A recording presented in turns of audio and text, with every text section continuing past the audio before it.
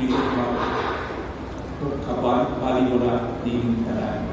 Kung dili mo duol, mutabang, uban sa gugma o kamangawa, muuban kanila sa dalan sa pagpakto o pagbalik ng sa Diyos.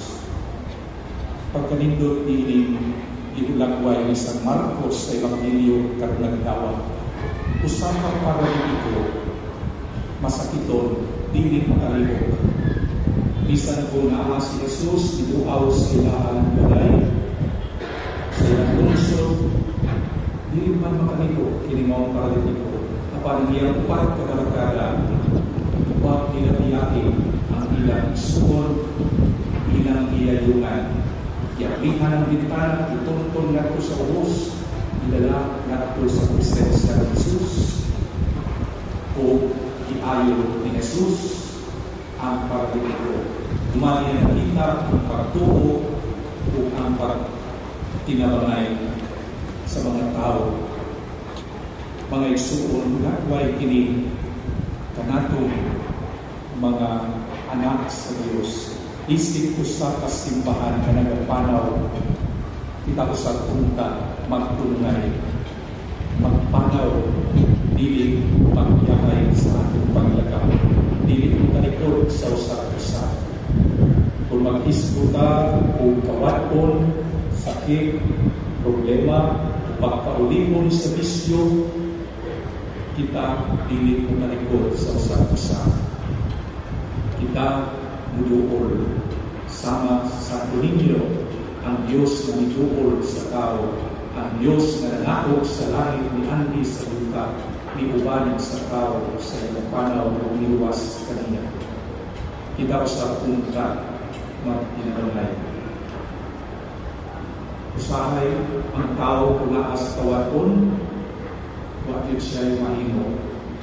Apan salamat kung naay tigunay ng mga higala, mga igsuon diha ni Kristo na nagpakaganap, naghatag kaniya o tatang, naghatag kaniya o paglahong.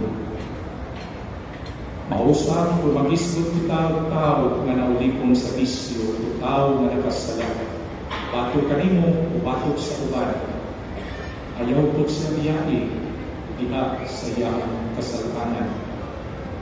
Kung naulipon na yung kaayo sa pagbisyo ang mga tao, tingali kung walay tambag, walay pahinundong, walay maymay kaniya, dito niya madala ang iyang kaulimon ng Tukang Kristo.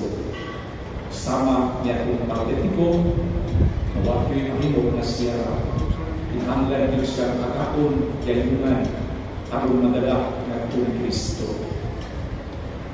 Mauna mga isuong ng lahigala, kahila, o karuban. Tingali, ikaw, ang iyong mga karuban, mao ang instrumento na gamiton sa Diyos, aron ang tao, ang inyong higala, na isadala, inyong madala, balik na po ka Jesus. Kaya kung siya lang, pasin dili niya mahimo ang pagtupor ka Jesus. Kapag pinaagi sa inyong kahinundong, sa inyong kahangawa, tingali ang mga tao, makabangan, na makibalik sa gusto nga dahil. Maong mga igsuon, ang mensahe sa Ebanghelyo, ang mensahe sa Santo Niño, imahe sa Diyos, na wag mo biya, wag mo talikod sa tao, kundi nag-ikuban, nag-ikunong, ihatag o kaulahanan, ihatag o paglahong, mausap ang tawag ka natong tanan karon.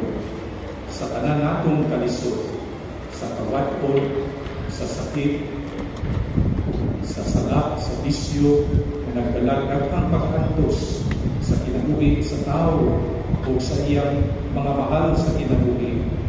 Di kita magtaligdanay, kita magtinunay, magpununay. Kung ato kininguhaton mga isuon, dako ang paglaon sa atong pagkasimbahan na kita madala ngadto sa kabulahanan.